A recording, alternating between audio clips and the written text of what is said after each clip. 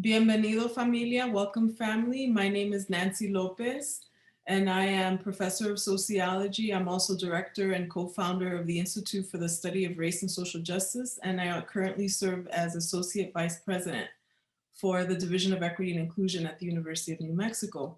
It's my great pleasure to talk to you today about some of the work that I've been doing to advance equity through the use of intersectionality. So the talk today will be, can intersectional analysis of graduation advance race, gender, class equity in higher education, evidence from a Hispanic serving institution in the Southwest?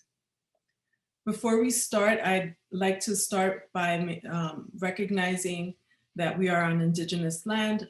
Founded in 1889, the University of New Mexico sits on the traditional homelands of the Pueblo of Sandia. The original peoples of New Mexico, Pueblo, Navajo, and Apache, since time immemorial, have deep connections to the land and have made significant contributions to the broader community statewide. We honor the land itself and those who remain stewards of this land through the generations, and also acknowledge our committed relationship to indigenous peoples. We gratefully recognize our history. Here's just a bio slide that just gives you a snapshot of some of the research that I've done over the last 26 years as a faculty member, as well as a current research that is funded through the WT Grant Foundation that is looking at how ethnic studies high school courses reduce inequalities in Albuquerque, San Francisco, and Los Angeles. What are my conversation goals today? I'd like to have a conversation about what is intersectionality? What does that look like in terms of inquiry and practice? What are the race, class, gender gaps and inequities that we need to pay attention to if we're trying to advance equity in higher ed? How can we play a role in improving the data that we do collect for equity use? And then lastly, I hope we have time to have a discussion about what 3 things will you do to catalyze intersectional inquiry, methods, and practice for equity. So this is really an invitation to critical and self-implicating reflexivity about our own location and systems of inequality. So throughout the presentation, I want you to reflect on where you are in terms of the individual level, the institutional level, your community, and all these other levels, municipal, state, and federal, so that we can practice what we preach, right? Intersectional solidarity and justice, walking the talk. So the focus of my presentation will be on why intersectionality is necessary, right? For looking at complex inequalities in higher ed. And how do we move from compliance-oriented data analysis to equity transformation? First, I'll start with a brief definition of intersectionality, which is a way of understanding and analyzing complexity. When it comes to social inequality, people's lives and the organization of power in a given society are better understood as being shaped not by a single axis of division, whether it's race or gender or class, but many axes that work together and influence each other. People use intersectionality as an analytical tool to solve problems. And this comes from Collins and Bilge, their work, their book called Intersectionality. So this is just a basic definition. I also want to honor that this work comes from the legacy of many Black, Indigenous, Latina, Asian, other women of color who have always made the case for the importance of understanding the convergence of race, gender, and class and other systems of inequality, sexuality, citizenship. And so I cited Patricia Hill Collins, but we know that we have Ansaldúa, we have Mario Romero, Hancock, Zambrana, all of whom have contributed to this inquiry and praxis. I wanted to share this email with you because it comes from a program officer who challenged the possibility of doing research on this area. And I was sending an inquiry that said, I wanted to do intersectional analysis for equity use. And this was his response to me. And this is a very competitive funding agency. He says, intersectionality is a stand-in for analytical laziness. Perhaps a better way would be to focus on race or gender or class There are problems with being poor independent of race and gender. There are problems with gender irrespective of race or class. And there are problems and disparities with race irrespective of gender or class. There are plenty of poor white men and women who suffer from very serious problems, and our system doesn't address that. Now, this only I share with you to show that there's a lot of misunderstanding about what intersectionality is, and really that we have a responsibility to educate people about the value added by looking at all of these social inequalities together. And so this is a special issue that I co-edited, and I have an empirical paper there that is called Making the Invisible Visible, Quantitative Methods through Critical Race Theory and Intersectionality for Revealing Complex Race, Gender, Class Inequalities in Education. And it's a special issue, again, of race, ethnicity, and education. And I'm going to share some of the findings. So what we did was look at graduation rates for men and women. As you can see, typically women do graduate at higher rates in every group, but the racial gap remains, right? In general, when we look at descriptive statistics that say, well, what percent of individuals at this university that shall remain nameless as per Institutional Review Board protocols, we can say, oh, 41% graduated in 6 years. Oh, 30% or so took remedial math or English, or any remedial was 43%. You know that more women are in college than men, so 58% are women. And here's the demographics in this institution. We have about 41% of the population that's white, 3% Black, 44% Hispanic, that's an incredibly high number, 7% Native American, American Indian, also a very high number, 5% Asian, and more than half are Pell eligible, indicating some financial need. So when we use intersectionality to look at graduation rates at this public university in the Southwest that's Hispanic serving, we find, we make visible inequities that would remain invisible if we simply ask, well, how many Hispanics are graduating, or how many whites are graduating, or how many men, or how many women, or how many people on low income or on Pell, etc. So what this shows is the probability, these are not graduation rates, but the probability, the likelihood that someone graduates compared to high income white women. These are all students that graduated from a high school in the state, meaning that this represents 80% of the undergrads. This is, again, a Hispanic serving institution in the Southwest. So I want you to find yourself on this chart. In my case, I am a US born Dominican woman, Black Latina, and grew up in a very low income household in New York City, in fact, in public housing. So if I were to look at this result, I would say, where am I? Okay, Hispanic low income woman, that means that I am 23% less likely to graduate than a high income white woman, which is our reference group. What about low income white women? Well, it turns out that they're only 14% less likely to graduate. So this is why an intersectional lens is so important. And this is why when you look at policies that assume that income, you know, like if you are just providing supports to people who receive Pell grants or are considered low income, that we're addressing the race gap, that we're addressing race gender gaps. According to intersectional analysis, that is not the case at this university. So I ask you, what are the ways in which we could challenge the data collection that's happening at our universities to make sure that we have a robust measure of class? This sample only included 40% of students who answered the income question. So that means that we would not have a class measure for a good number of the students. So think about what other measure you would use. And why is reporting by race, by gender, or class alone insufficient for ameliorating inequality? These two next slides, I'm not going to spend as much time on, but this again shows why an intersectional analysis that considers a lived position. So is it the case that white low-income women are placed in remedial English classes as often as are American Indian low-income women? No, it's not. In fact, they're only 8% as likely to be placed, but for American Indian low-income women, it's 40%. So this is, again, another way of making the invisible visible. Let's look at math. These are developmental course placement.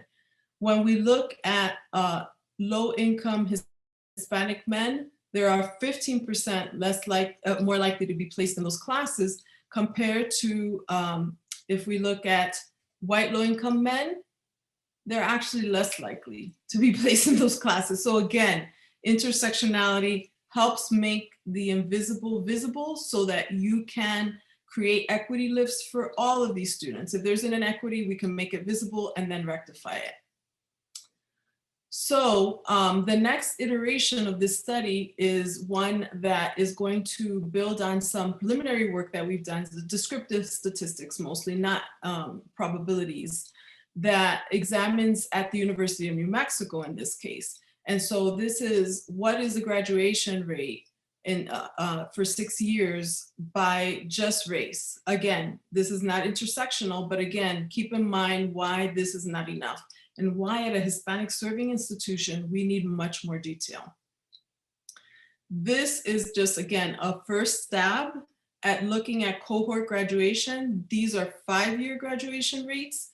And I want to call your attention again to why looking at the difference between Hispanic first generation men and white first generation men is very telling. The first thing that I want you to do is look at what is the relative difference between, these are all first year students.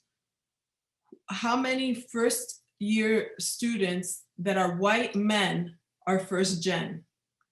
If you look at that number on the first column, it says 42. 174 are continuing generation, meaning one parent has a 4-year college degree. That means that the vast majority of young white men who are at the university are actually continuing generation, they're not first gen. But even within that, you do see that there is a difference, right? Among white first gen men, only 33% are graduating within 5 years compared to continuing gen where it's almost half, right? So there is a difference. But let's look at, for the Hispanic first gen men. Well, there the numbers change dramatically. It's not a fraction of the population that's first gen. It's practically, let's see, almost half, right? So 134 of the men are first in their families to go beyond high school, to go to college and have a college degree, or don't come from a household where one parent has a 4-year degree. But for Hispanics, it is a lot more, right? And you see that there is a difference in graduation clearly, right? 34% of the first gen Hispanic men are graduating in 5 years compared to almost half, 47%. So there is a difference. This is, again, what is the reason why this matters? Because we want to make the invisible visible and help reduce these inequalities. This just shows the picture in terms of who returns. So if we look at last fall for American Indian first gen, only 56% returned in fall 2020. But then when we look at continuing generation, meaning one parent has a 4-year college degree, almost 81% returned. So again, just showing you the value added by an intersectional lens. This is a special issue that I encourage you all to keep in your radar. It is being published by the American Educational Research Association, AERA, and the paper that we will be submitting is looking at this very question: is reporting graduation rates by Hispanic alone, race alone, gender alone, or first gen status alone sufficient for advancing equity? The urgency of practicing intersectionality for policy and practice at Hispanic serving institutions, but I would add at any institution, right? Whether it's historically Black, whether it's a tribal college, whether it's a predominantly white college, intersectionality can make invisible inequities visible. And my co-authors, Dr. Christopher Irwin, as well as Vice President for Equity and Inclusion, Astata Sarai, Monica Ginret, Diane Torres Velasquez, and Cynthia Weiss, among others, who are joining us in this effort to examine inequities. So I want you to think back to when you were 16 years old. What was the highest degree or level of education that your parents had, right? Was it completed in the United States or abroad? So it really doesn't matter whether or not your parents were earning a college degree in a foreign country or in the United States. That is a very different experience than someone like, in my case, my family immigrated from the Dominican Republic, and even though I was born here, they never had the opportunity to go beyond elementary school. So that's a very different experience. So again, consider how you can change the data collection. Do you collect Hispanic origin or ancestry data separate from race? Do you collect data on gender or sexual orientation? What about disability? Those are all things that I want you to think about. This is just a snapshot of the neighborhood that I grew up in New York City. It's the Lower East Side. It's public housing on the right where I grew up, and across the street was co-ops. And as you can see, zip code is not enough for determining the social determinants of educational opportunity or even health or anything else. So keep in mind that although well-intentioned, the idea that the SAT is going to now use zip code as a proxy for disadvantage might actually be hiding inequities. Why not use parental educational attainment in an intersectional way? This is simply a way for you, a tool for you to use when you think about the funding formulas in your state. For instance, in New Mexico, it is assumed that Pell status is reaching the achievement gap by race, but as you can see, the empirical evidence shows otherwise. So thinking about the possibility of instead using intersectionality, looking at race, gender, and class equity as the driving force of funding formulas for advancing equity. Here are some examples of the types of questions that we could use for gender identity, including things like non-binary, transgender, and for sexual orientation, bisexual, gay, heterosexual, letting people also write in. So that's one way of also capturing data on students who might be experiencing a major inequity but remain invisible. And of course, considering that this is an optional question, that this is something that people can opt into, and how you could use this data for equity use and connecting students to resources. Another good question is, what does it mean to honor tribal sovereignty when we collect data on indigenous communities? And how do we rectify the harm that might happen when you are not honoring this principle? So one thing is, if you are going to collect this data, how are you doing that in harmony with that value? So one suggestion is asking separately, are you an enrolled member and listing that? Or how do you identify and what are your origins? But again, with that principle of tribal sovereignty in place. Now I'm going to switch gears a little bit to talk about the urgency for Hispanic serving institutions, but again, I would say at any institution, to make sure that we use intersectionality when we're collecting data on Hispanic communities, on the Latinx communities. And this comes from an article that was written by Maxime Bacazin and Ruth Zambrana, who's author of Toxic Ivory Tower. And they make the case that, you know, I'll just read the quote. It says, "We caution that Latino-Latina as a social construct must be problematized. It's complicated by differences in national origin, in citizenship, in race, class, ethnicity, and the confluence of these factors. An intersectional approach acknowledges these differences and seeks to reveal and understand how they shape experience." So keep that nugget with you as I share with you how this particular participant who attended a conference where I talked about this new measure of race I call street race, which basically says, if you were walking down the street, what race do you think others who don't know you would assume you are? And this was her unsolicited email a couple of years ago. She says, Dr. Lopez, I attended the conference and very much enjoyed your street race lecture. As someone whose street race is white, but has a grandmother that immigrated from Latin America, it's made me think a lot about my own journey in understanding my relationship to race and ethnicity. It's something that I'm beginning to grapple with, and it has caused a fair amount of discomfort as well as excitement. I was wondering if you have any book recommendations for someone who's just beginning to explore these issues in her own life. Now, this is what I call practicing critical reflexivity, because here is this woman recognizing that, of course, she is Latina. Of course, she has a grandmother. She named the country in South America, but recognizing that her cousins, who may be brown skin or darker skin, considered Black, Afro, South American, whatever, may be experiencing a different street race when they walk down the street. This is just a reference to an essay that I published in the conversation.com that is called The Census Bureau Keeps Confusing Race and Ethnicity, where I detail this question that I referred to earlier, what's your street race? And if you were walking down the street, what race do you think strangers would assume you are based on what you look like? And the beauty of this question is that it challenges the myth of race as biology, genetic ancestry, or culture, and instead focuses on race as a social relationship of power that is not just about your personal identity. Our research shows that when you use this street race measure in studies about inequality, you can make visible inequities that would otherwise remain hidden if we only ask, how do you identify?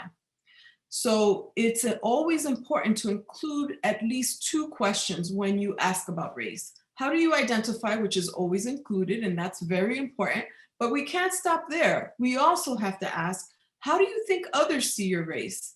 Equally important is making sure that you mark one box in the 2020 census or any school form when you're asked the race question, and that is so that we could detect housing discrimination. President Obama, for instance, only marked one box in the 2010 census. And imagine if Obama were walking down the street looking for an apartment or accessing healthcare, do you think anybody would think he's white? And that's why I think it's super important for us to consider the equity use of when you answer that race question for civil rights use. These are the published articles that use that measure in a national survey of Latinos in the country. And of course, we find nothing surprising there, right? Those of us who, like me, look Black and brown or Arab or anything that is not white report more instances of discrimination and also experience more adverse outcomes in terms of mental health that would remain invisible if we were just asking people, well, how do you identify?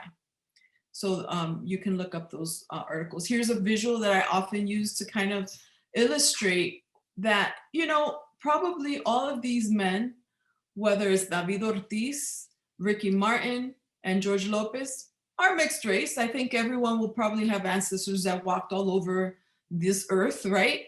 However, if they mark 5 boxes when they're being asked what is their race, we would be unable to examine if the racialization that is experienced by David Ortiz is similar to that experienced by Ricky Martin or George Lopez when they go through security in an airport, when they try to access an apartment, when they show up at an emergency room, or even while walking across campus. So that is why, again, looking critically at how we collect race data on Latinos in particular, but for all groups is incredibly important. And I add that family members of the same ethnicity can and should answer the race question differently to reflect their unique racial status. They may all be Puerto Rican, they may all be Dominican, they may all be Mexican, but they may be racialized very differently, right? This is just a visual that makes that point more clear by saying it's not enough to stop at just asking your identity, but we have to ask that street race question. Sometimes people call it socially assigned race, like Kamara Jones. Others call it ascribed race. We also have to ask questions about lived experience. Have you experienced unfair treatment in accessing healthcare or walking across campus, microaggressions, all of that? and that, of course, indigenous data must be anchored in indigenous sovereignty principle. For any data collection, do no harm. Should we create a separate question on tribal enrollment? That has to be done with a way that honors tribal sovereignty. Ethnicity matters, absolutely. I describe my own ethnicity as Dominican, and my generational status is totally different than my parents. They were not born in the United States. Even though Spanish is my first language, I was schooled in the United States. So those are important things to understand: the foodways, the cultural practices. My husband is Chicano from New Mexico, has never migrated. This was Mexico before this became, the United States. So understanding the cultural differences is important, but we should never confuse that with race, right? How are you racialized? This is just a visual that shows what all of us filled out in the 2020 census, but it really gets us to ask why it's dangerous to ask for two concepts in one question, because it kind of implies that some origins are more representative of a nation than another. And so I always ask the Census Bureau whenever I'm on a panel with them, what box would you place Canadian, South African, or American? Linking a nationality and ancestry to a race box is the definition of racism. And I also ask the question, who benefits when we don't have good data? And remember, I mentioned marking 5 boxes. How is that going to help us understand the color line in educational opportunity, in health, and housing? So another possibility is avoiding false equivalencies, right? So are you the US descendant, are you African American and descendant of US slavery, or are you African immigrant? Those are not the same kinds of experiences. You may be both racialized as Black, but understanding the unique experiences of the descendants of US slavery might be an important question. Are you of Hispanic origin? Absolutely. Understanding what is your cultural heritage, your ancestral background, that's important. It is not the case that the experiences of Dominicans is similar to Mexicans. There are differences, there are historical reasons for that. And so capturing that nuance is important. So separating Hispanic origin from race. And then, as I said, for race, making sure that people understand that this is for civil rights enforcement. For the purposes of this question, race is defined as a social status based on the meanings given to your physical appearance, not just your skin color, but your hair texture, other visual markers, that is not equivalent to culture, ethnicity, or whatever your DNA test, right?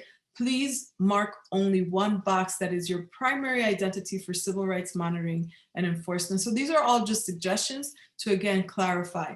Are the experiences of people according to their street race shaping their access to opportunity? This is a wonderful chart that comes from Rogelio Sainz and Cristina Morales, Latinos in the United States, Diversity and Change.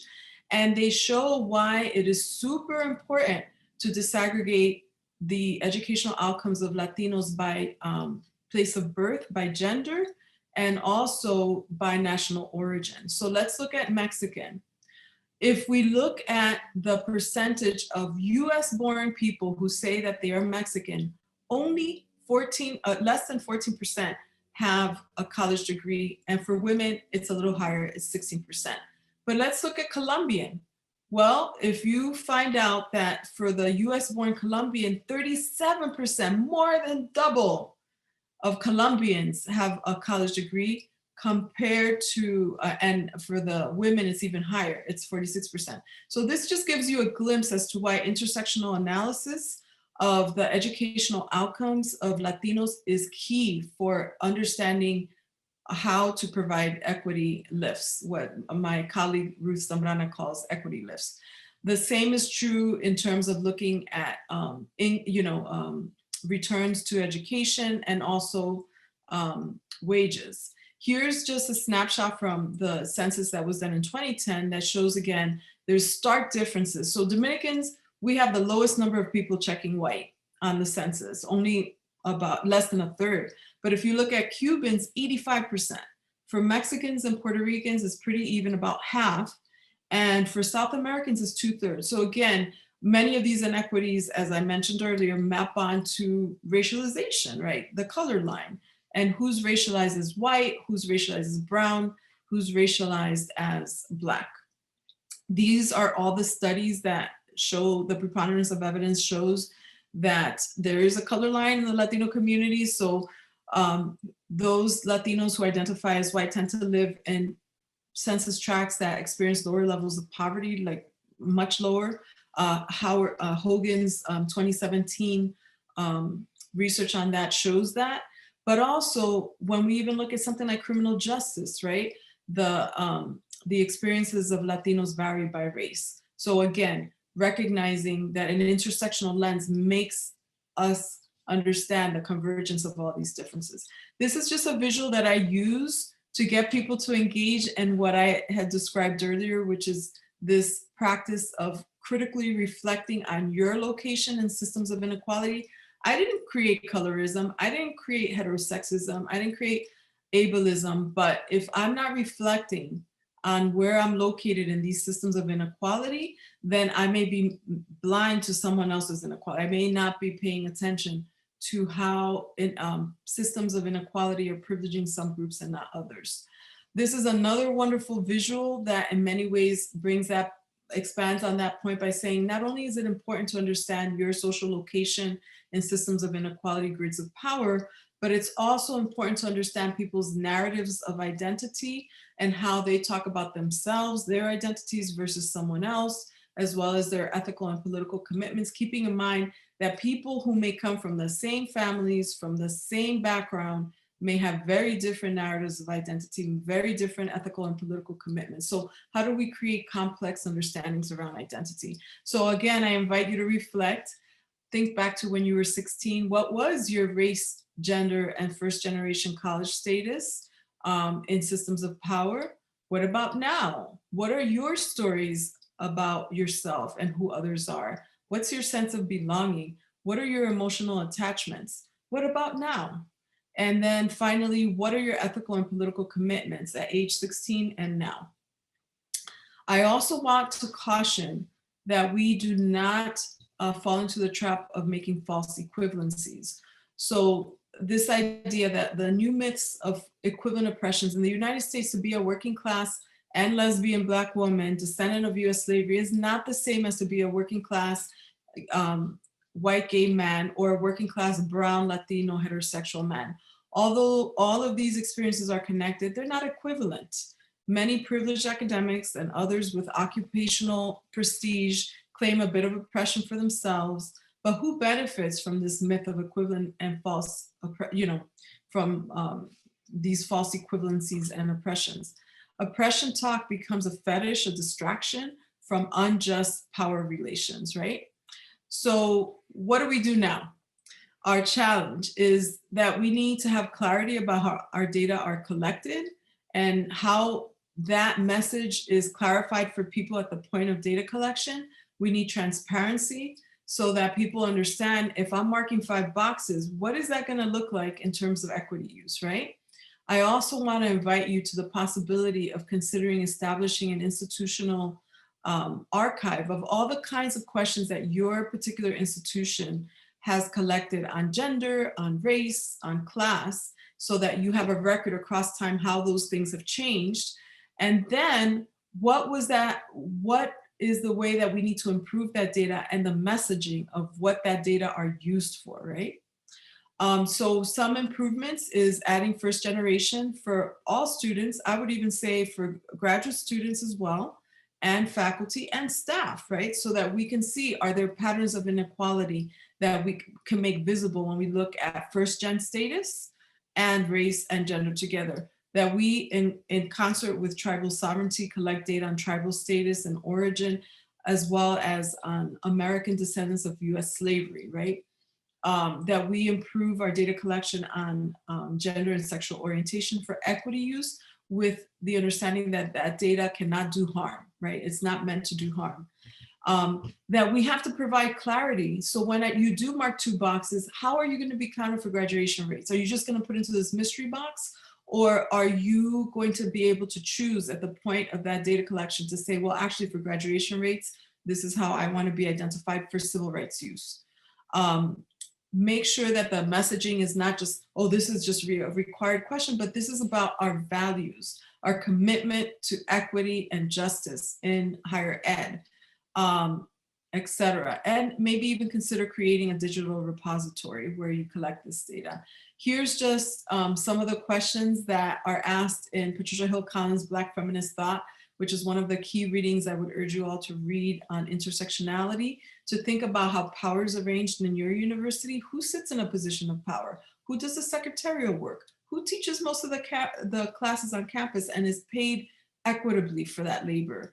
What are the rules of the game for earning tenure, for creating new classes? Who's in control of knowledge production? What counts as core requirements and elective requirements or elective credits? What are those lived positions? What are the stories and narratives and controlling images, the stereotypes that are used to justify why some groups are considered valuable and others are not? This is a visual here again. The matrix of domination is a key concept that really helps us unpack, whether we're in Brazil, whether we're in South Africa, whether we're here in the Southwest or in a Hispanic serving institution. What are those systems of inequality that have been there? Settler colonialism, white supremacy, structural racism, patriarchy, a nation, citizenship, etc. And then how is it organized in our organizations? How is power manifested in the rules of the game, the techniques of surveillance, as well as in our lived experiences? And then on the left, you'll see a circle that talks about the hegemonic domain of power and the cultural domain of power, which is really those stories that we tell that maintain these systems of either inequality or systems of justice and equity. So finally, I'll suggest again that you visit our website. It's race.unm.edu, the Institute for the Study of Race and Social Justice. There you'll see a link to a site called Intersectionality and Consortium, and it was established in 2014 to really create a convergence hub, a convergence space, a research design and methodology incubator that fosters the exchange of ideas and innovations, right? Strategies of how can we practice intersectionality, looking at race, gender, class together for equity use. So how do we shift the culture, systems change, right? From equity, from compliance to equity use. What are our values? Indigenous data sovereignty, inclusive leadership, community collaboration, attention to power dynamics, do no harm, transparency, that commitment to critical self-reflection on our location and systems of inequality, even if we didn't create them. How do we advance accountability that's equity-based? How do we build on interdisciplinary knowledge? Not every discipline has the hold on knowledge. We need multiple epistemologies. We need new approaches, methods, and we can do this. I'll end by saying losing self-reflexivity represents a sure sign that one's beginning to sell out. And this comes again from Patricia Hill Collins, Fighting Words, Black Women in the Search for Justice. This is another example of a curricular innovation that I invite all of your institutions to consider. And it is a Race and Social Justice graduate certificate that is now open to community. You don't have to be a matriculated student. And it involves taking 5 classes, and the catch is they have to be in different disciplines. So whether it's art history or public health or education or sociology or biology, anti-racism in biology, you will learn about race and social justice from many different angles, and we have it available for undergrads. We're the first in the country to establish that. And again, if we wait for the money to create innovation in institutions that are facing budget cuts, we miss some opportunities to create some real impact. And I will end it there and invite anyone who has any questions to take this opportunity to ask them. And I posed a few just to get us started. What is intersectional inquiry and praxis? What would that look like in your neck of the woods? What are the race, gender, and class inequities in your context? What are the improvements that are needed, right, for data collection for equity use? And what 3 things will you do to catalyze intersectional inquiry, methods, and practice for equity? And I invite all of you to come visit us at the University of New Mexico. Here's my contact information. So You can always email me. You can visit our website. You can join our listserv. And again, invite you to continue asking these questions and how, especially in Hispanic serving institutions, but in any institution, intersectionality could be used as a tool for making the invisible visible and for solving problems and advancing equity and justice. Thank you.